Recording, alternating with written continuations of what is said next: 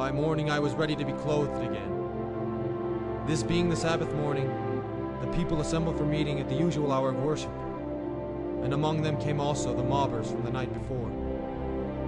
With my flesh all scarified and defaced, I preached to the congregation as usual, and in the afternoon of the same day, baptized 3 individuals.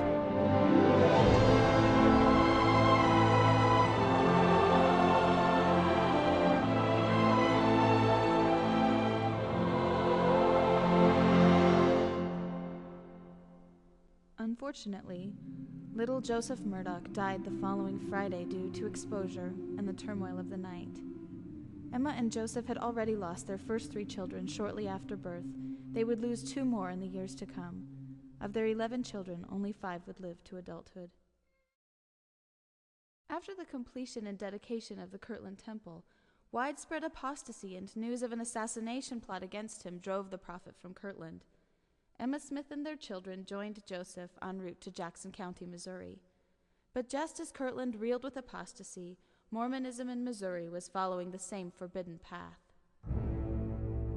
Apostates joined with the mob element in perpetuating lies even to the governor of Missouri, Lilburn W. Boggs. Reacting to the falsehoods and in disgrace to the public trust he held, Governor Boggs called to arms the Missouri militia with orders to exterminate Mormons or drive them from the state. The prophet and many of the church leaders were taken captive by the militia and subjected to mockery, emotional abuse, and physical exposure. They forced Joseph and the others into a wagon headed toward independence. Parley P. Pratt was among those arrested. We were now marched to Far West, under the conduct of the whole army, and while they halted in the public square, we were permitted to go with a guard for a change of linen and to take final leave of our families.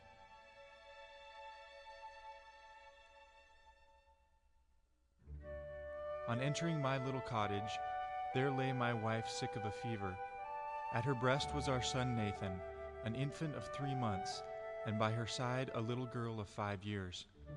I stepped to the bed. My wife burst into tears. I spoke a few words of comfort, telling her to try to live for my sake and the children's, and expressing a hope that we should meet again, though years might separate us.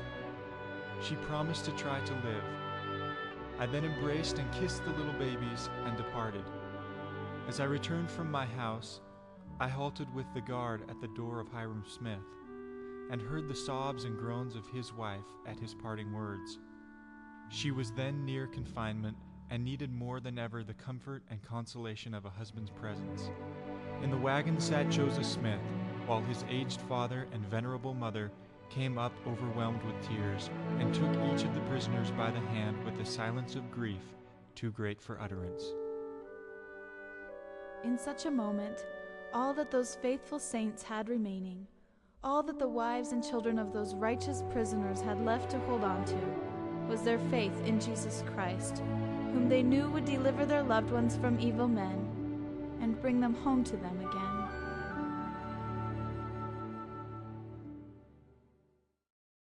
O God, where art thou? And where is the pavilion that covereth thy hiding place?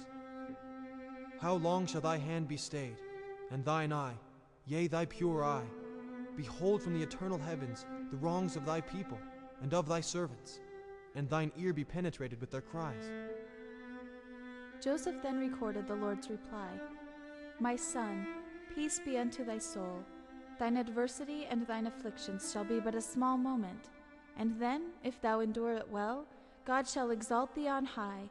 Thou shalt triumph over all thy foes.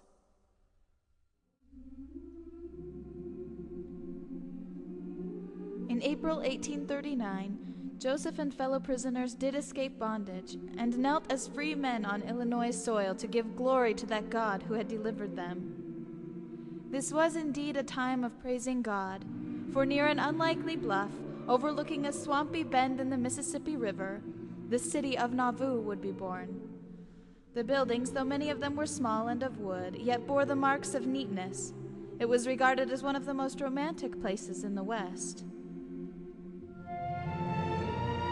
Of all the buildings under construction, none captured both heart and soul like the Nauvoo Temple.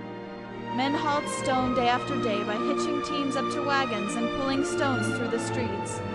Joseph, seeing one brother's wagon stuck in a mud hole, waded in mud halfway to his knees, and getting his shoulder covered with mud, helped another man in distress. He cut limestone and chopped wood, but often interrupted his physical labors to discuss the gospel.